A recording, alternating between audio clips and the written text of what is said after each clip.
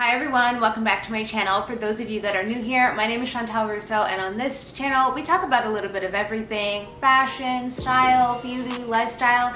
As you can tell from the title, we are talking about 5 other things I wish I knew before I made the move to London. If you haven't watched the first video, check it out, I'll list it down below. Let's face it, I'm just a Canadian girl, made the move to the big smoke a few years ago, and as much as I prepared and talked to friends, there's lots of things I wish I knew ahead of time. Would it have changed my decision? Of course not. All things considered, I love London and I love living in this city, but there's a few things I wish I got the heads up from. So today in this video, as you can tell, we're gonna go through some more things that I wish I knew before I made the move to London. Stay tuned. First things first, I want to share my outfit. So today I'm wearing a self-love crew neck. This will be on Simply SamD very shortly. Double check the website to see if it's already up. It is so nice and cozy, super luxe, and I love the little self-love embroidery. It is so perfect for everything that's going on right now. This is a name necklace from 2890. I'm getting the name mixed up. Of course, I'll link it down below. I love it. It is super bling, super luxe. It is so nice. Oh, I love it. I've worn it a million times. If you follow me on Insta, which you absolutely should, then you have definitely seen it. So I can't even believe that this wasn't in my first video, but first and foremost, absolutely everyone is going to assume that you're American. Like, it's gotten better through time, but it was definitely one of the banes of my existence when I first moved here. Like, people are so like consistent about it. Everyone just says, oh, you're American, or oh, da da da. It's like, no. I used to like clap back in the beginning. I used to be like, oh, that just tells me you haven't been to Canada, because if you've been, then you would know. But like, I have to rep for my people. We are not American. We are North American. We have similarities, of course. We also have many similarities through Brits. We are Commonwealth, and I always explain to people that Canada is a really good hybrid of both American culture and British culture. And of course, anyone who's been to Canada, they automatically get it right off the bat. They're like, you're totes not American. It's very different. Culture, speech, the whole bit, but most people that have never been, they don't really know. And if they've only been to Montreal, then they definitely don't know, because Montreal is very unique in its culture. But it used to really annoy me, and it used to annoy me even more when people would say, oh, same thing. No, it is not the same thing. Thank you very much. But it's gotten better. Less and less people say that now. I don't know if maybe I just don't take it as personally as before, or literally less people are saying it. The joy is that when a Canadian hears me speak, 9 times out of 10, they automatically know I'm from Canada, and it's like the biggest joy. I was at a restaurant, a jazz club actually, in Chelsea, and the waitress came up to me and I was asking about the cheesecake on the menu. And she was like, oh, you are one of me. No, you're not going to like it. They don't do it like how we do it here. And I was like, wait, what? Are you Canadian? She was like, yeah. And I was like, oh my God, it was so cute and funny, and we were like kindred spirits. And she also told me that Brits, or just in London, they don't make cheesecake the way that we're used to. So she was like, you're not gonna like it. So I saved myself that, which, by the way, totally irrelevant. Cheesecake is also really hard to find in London. There's not a ton of places that do it. It's nothing like in North America, where you can almost guarantee any restaurant that has a dessert menu will have cheesecake on it. For some reason, they don't do it. It's really weird for any of the cheesecake lovers out there. But I digress. She was super, super nice, and the point is if you're a Canadian moving to London, first things first is people are always going to assume that you're American. Number 2, air conditioning is a rarity. Get ready to sweat, get ready to boil, because when it's hot, it feels like you're on fire. Unfortunately, you know, London is a Victorian city. A lot of these homes are old and have been preserved. If you live in London and you do live somewhere with air conditioning, you are definitely not the norm. You are the exception, not the rule. You can live in a really nice place, nice house, and still not have central air. It is definitely something that takes getting used to, because although London is not Texas, it still gets really, really hot, because obviously it feels a million times worse. So definitely prepare yourself. Last summer we had quite a bit of heat wave moments and it was really tough. It doesn't matter how many windows you open. It is hot. One night I was lying on my bed and I actually felt like my body was on fire. It was incredible. Fans go very, very quickly. And if you go on Amazon, the prices jump up a lot. They also have these type of fans where you put ice packs in the back. That seems to be a very common thing here. I'd never even heard of something like that until I moved here. But if you don't get one of those and you don't get it early, you can be kind of SOL without it. So if you are someone that gets hot very easily or you're very sensitive to that sort of stuff, get a fan, prepare yourself because it's not pretty. Things I wish I knew before London, number 3. There is always something to do and you will never be bored. This is truly the place. I think it's very similar to a Tokyo and a New York.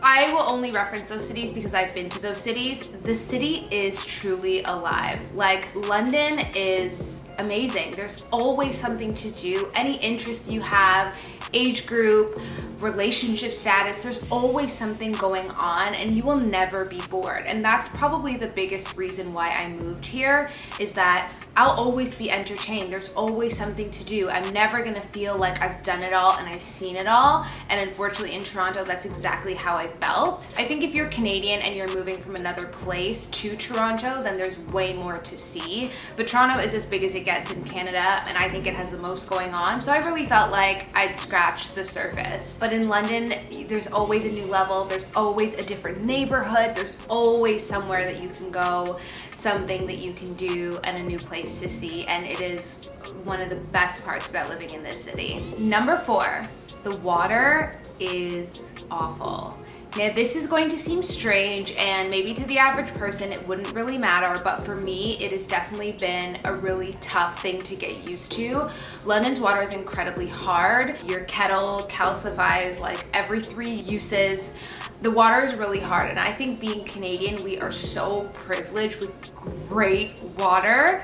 Even in Toronto, which would probably be like the crappiest water in the country, we are used to amazing water. My skin, my hair, it's really, really tough. The water's super hard. You can get filters. I highly recommend that you do if you're someone that is sensitive to that kind of stuff, either your hair or your skin. But ultimately it's tough because you're not gonna get a filter on your sink. You might be able to. Tubs are usually easier, but you end up having to get used to it, and it's something that I don't think I've ever really gotten used to. I definitely have to invest more now in my skincare and my hair care than I did when I lived in Toronto. So while guys may not notice the difference, ladies, you absolutely will, especially if you dye your hair or if you get treatments or if you're sensitive to that kind of stuff. So just an FYI, the water's brutal.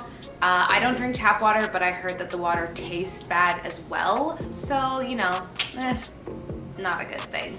Definitely wish I knew before coming here. And finally, what I thought I knew, but now that I look back, I don't think I really did know to the extreme. Your home is going to be so small. Your home's gonna be small, your bedroom's gonna be small, your bed is going to be smaller, your closet is going to be smaller. Everything you can think of is going to be shrunk. It actually amazes me how many clothes I have because there's no room for anything. Closets weren't built the way they are in most North American places because obviously these homes are really old. So a lot of times you're dealing with wardrobes that are built into the room, which means one, it's not as malleable as a closet because it wasn't made for that. It's a built-in wardrobe. So it really cuts down on the square footage of the space in your room, which is already small as it is. So if you are someone that, you know, is so used to living a bit of a spacious life, especially to the Americans that might come across this, it's going to be a major, major adjustment.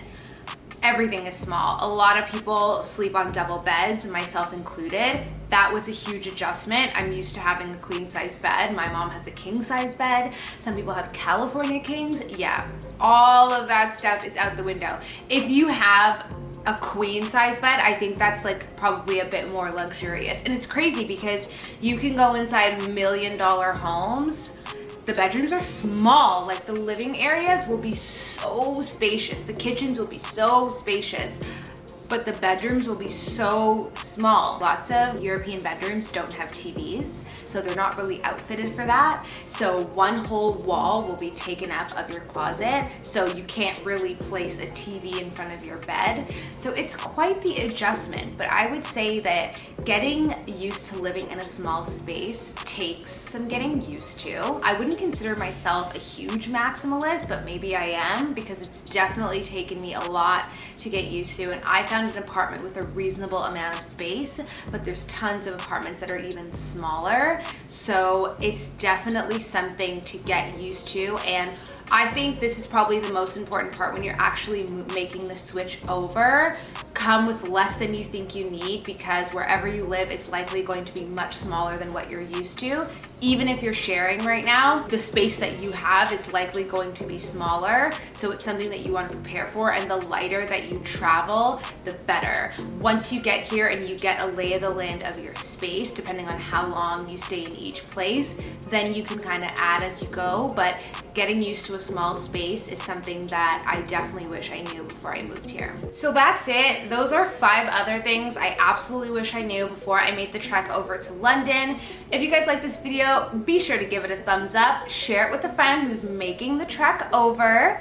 Kudos to her or him for making the big move. Let me know if you guys want other London related content. I never really know what to share or what you want to know, but obviously I've learned so much and experienced a lot as well. I have gotten a little bit of requests for something along dating lines and what dating is like in London compared to dating in North America. That is something I could do if this video gets enough likes and enough shares. Then maybe, because that would be probably a video or 2 in itself.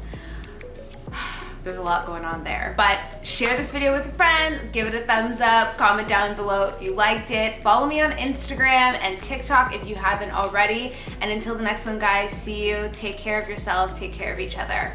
Bye.